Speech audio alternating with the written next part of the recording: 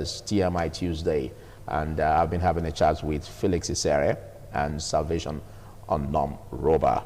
We will be also delving into what transpired yesterday. We woke up just after the electoral process in Edo State to really see, after some weeks, having a change of leadership in the Edo State House of Assembly. Francis Okiye, who was the speaker, was impeached, and Marcus Onobu was brought in, elected, and sworn in immediately as the Speaker of the Edo State House of Assembly. And the basic line here for impeaching Francis Okiye, as reports have it, was on the issue of financial impropriety and high-handedness. Felix Isere, we've always been having this issue where whenever there's an impeachment, the reason that comes is like a caption: high-handedness and financial impropriety. What do you make of this recent impeachment? I think first, there have not been an official statement by anybody. The person that was impeached, the person that took over from even the state government or anybody, to say that this is what's actually happened. You know, it's still based on the level of speculation. For me, I have been in this place before many times, and I've also always expressed an opinion. I do not believe that we have an Edo State House of Assembly. That's my opinion. Because I do not also believe that there is a speaker for Edo State House of Assembly. If I come here tomorrow, I'll still express the same view as far as Section 91 that talks about the number we have assembly must have. If we cannot have such number, to me, what we are having in Edo State is a mockery of what a legislative has to be in Nigeria. But having said that, yesterday, I can tell you very well that when I saw the news on social media, I made some calls to find out what happened. Nobody was able to tell me what happened. Okay, but before you go ahead, there were invitations that those who have not been inaugurated. I don't want to go into those issues. So don't you think what he just said? Don't you think what he just said? No, those are issues. Do you know that some persons are? It's already belated. Do you know that some persons believe that Edo is the Speaker of the Electoral Assembly? That's why most times they say fractional speaker. So I don't believe that, we should have to take settlement. What we should be talking about is that the Okiye-led faction, this was what happened. We can also talk about the Edo-led faction. As far as they are still having two people who are saying I'm the speaker and the speaker, what we talk about is factional. Again, when I read the news yesterday of the impeachment, I didn't have any sympathy for him at all. Because the truth of the matter is, when you as a human being, when you become a part of those who sabotage the democratic process, anything that you've seen at the end, you take it. Yesterday, you would realize that. But you can't say that there was a sabotage of the democratic process by that. I think we should be at this point very sensitive in terms of the words we express. It's my opinion. It's not the opinion of Edo people. It's not the opinion of APC opinion. But you can drive the point without raising sentiment. It's not issue of sentiment. And name calling. It's not issue of sentiment. It's not about sentiment. These are issues. Okay, the focus is on the legislative house. And how it is an aberration. Okay. It is an aberration to all of us to discover that what happened yesterday happened in government house. In the question that we should be asking is the legislative process ought to be done in the executive arm of government? No. What happened yesterday? The question you and I should be asking is, what led to his removal? One would have expected that Edo people would have been informed that this is why he was removed. I can tell you that from the information you are telling me, I have gotten 5 reports, reasons why he was removed. But nobody is telling us this is why this person was removed. This is why this person took over. Okay.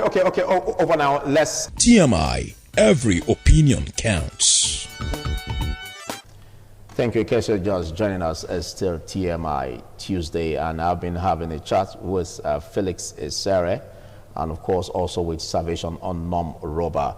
We treated a number of issues about the EDHA, and of course the impeachment of the Speaker Francis Okiye, and now the Marcus Onobu as the new speaker. And also we also discussed issues about the Ondo polls. But basically, let's look at the efficiency of governance in terms of finding a lasting solution towards bringing respite to what we call dividends of democracy. Now, if we talk about the legislative business, we talk about the executive. Some are also saying that there is too much of money, in terms of too attractive for public office holders. And so as a result of that, we have them always gunning for positions. How can we make public offices less attractive? Honorable. If you look at the civilized world, you will find out that there is a way it is structured. A politician is not supposed to be richer than a businessman. If you go abroad, you will notice that a very big politician can enter a public train with you because there is a way it has been structured. The quickest way to wealth over there, it's not politics, it's business. But over here, somebody just enters. So what we can do is this. I believe thorough investigation should always be made on any official that leaves position and becomes extremely rich. What job did you do? The salary should be reduced. We have teachers. I believe that somebody in House of Assembly, I don't know how much more is doing than a teacher. But I believe they are doing the same job. It may be doing, yes, the position is higher, but why should it be earning times 50 or times whatever of what a teacher is earning? So there is a way, when we bring it, we reduce the money that is there. So it becomes a place for those that want to save.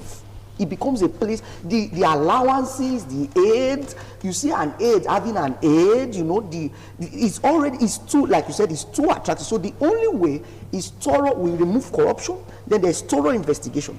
You cannot go into power, come back, and you are so rich already, you are building so much. Where did you get the money from? So questions must be asked. And one thing that is stopping this, that politicians have done, is tribalism. We have a nation today whereby if a man leaves a position, for example, our present president cannot investigate the past president. Why can he not do that? The only reason why our present president cannot investigate Jonathan is because if he does it, Niger Delta people will arise. They will say you want to spoil our brother's name.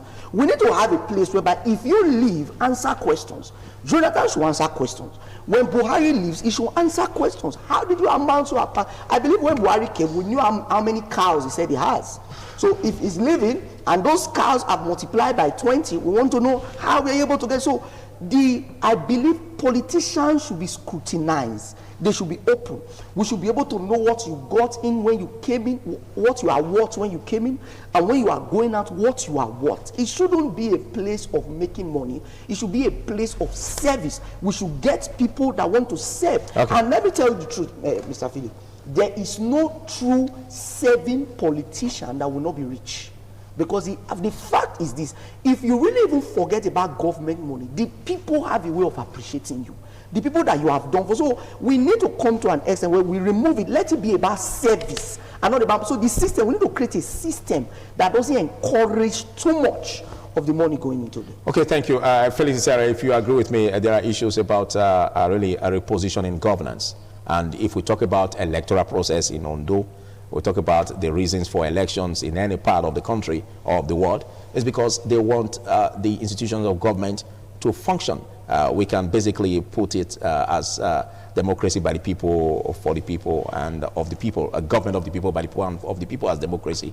Now, do you see this need to make these public offices less attractive, at least for the good of the people? I think first it's all about building institutions. Yeah. You know, when you realize that in Nigeria today, individuals make up institutions. When they leave, institution is dead. Today, we used to hear about NAFDAC when Dora Kungili was there.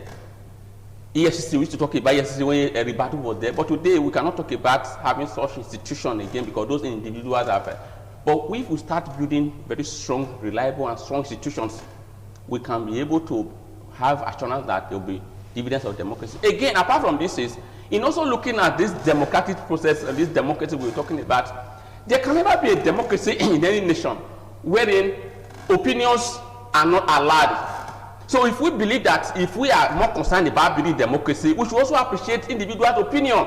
Okay, but in a society like Nigeria where you got opinions on what to say and what not to say, you are not helping democracy. Okay, but let's look at the aspect where in a governance, to reposition the governance, the leadership again needs to be brought on board. A situation where, starting from the legislature, it starts with sponsoring a bill. Do you see even the leadership that is on course, that is in power, having the will to make things change in terms of even going against what it may benefit from, like making it less attractive? If you don't have a situation where I can check you, you can check me. We can't talk about having a good governance, talking about having a progressive nation, talking about growth and development. We can't have it. Okay. So when you look at institutions like what we have said, legislature, the executive, it is good for them to work in synergy. But it's also important for them to be able to checkmate each other. But if that is not there, we're going to have an issue. But in terms of talking about being attractive also, today the reason why many people contest election is not because what they can do. It's because what they can get when a public officer is leaving office.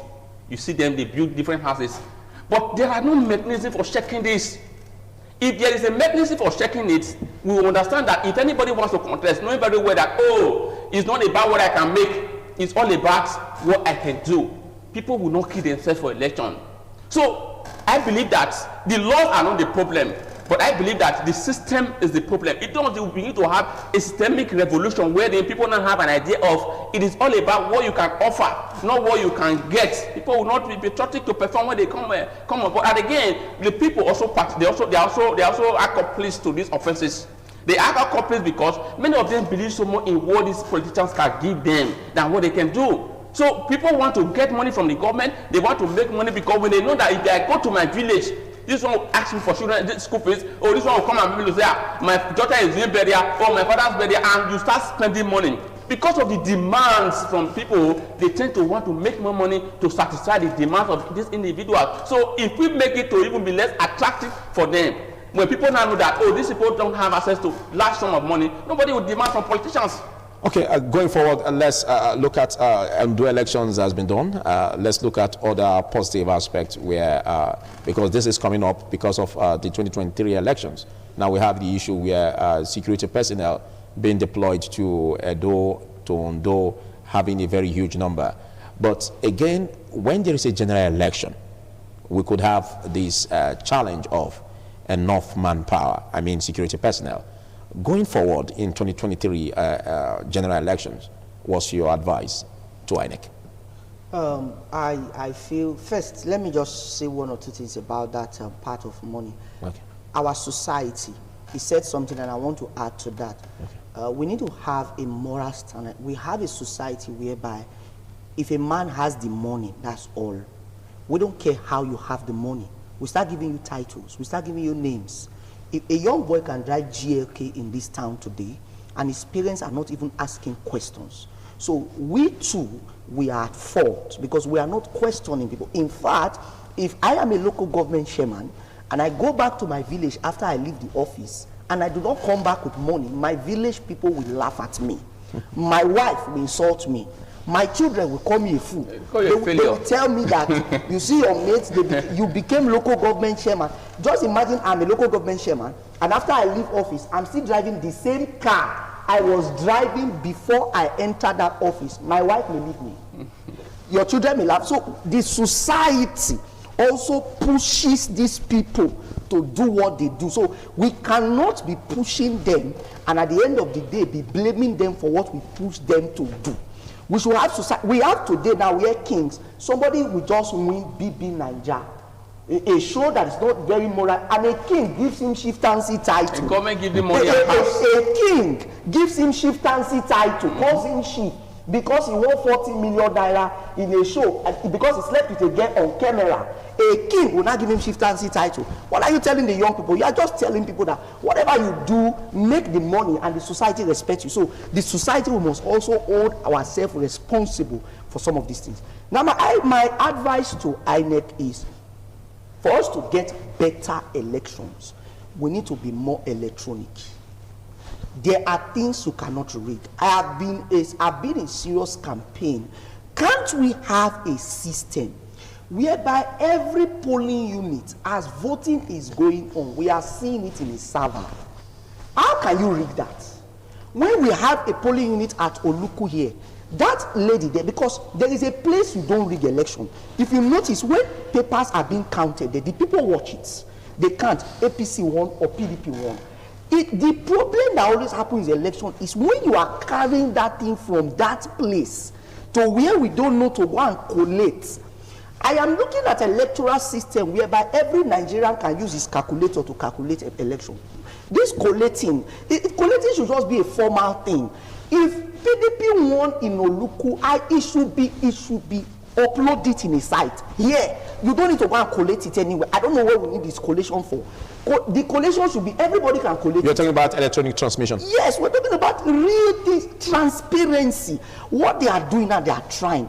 As much more transparent than that. I have never believed anything that when it leaves that place, that's when miracles start happening.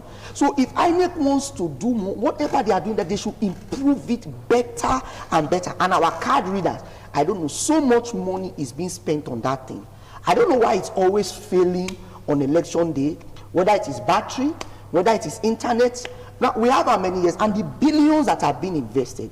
Is there no technology that can work everywhere, or is this a deliberate? I don't know, but so we should. So there needs to be much improvement in terms of that. My idea for a credible election is a technological election. Thank you. I think that was where you spoke about the 2010 Electoral Amendment Bill. Yes. Yeah, and that should be given focus. Your final words on this. But again, like what he said, I also think it's about the interest. In Edo State, we saw cases where results were being uploaded on INEC server in Edo, but in Ondo it did not happen. So the question is, why did they do it in Edo?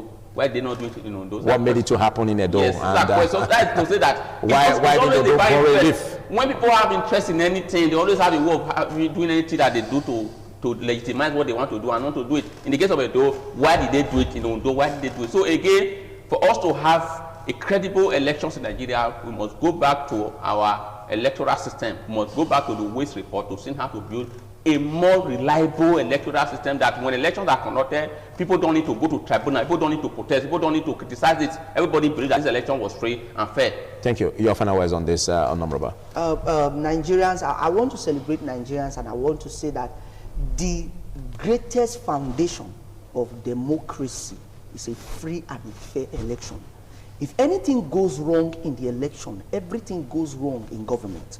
Because when a politician knows that the people elected me, for example, our governor, he knows that he is indebted to the people because the people elected him. He is not owing any godfather, he is owing the people. So we must not joke with a free and a fair, whatever we can do. If we are going to, we can forget lights, we can forget road, we can forget everything. We must first get it right in our electoral system. If we get it there, we'll get it right everywhere else. Okay, but it's possible that we can get all of them right altogether. No, when we get the electoral system right, the roads will come, the lights will come. Okay. That's the idea. Thank you very much, Honorable Salvation. Big thanks, Felix Esere. Well, a lot we spoke about. Don't forget that in as much as the expectations are much from the governed over those who govern, it's important that we also remember that we are not where we are not there yet. We are not where we expected to be yet, but we are not where we used to be. So there's been much progress in terms of the electoral process. Much has been said concerning giving laudable comments on INEC and of course the people for taking ownership in parts of this electoral process. Well, stay with me on TMI.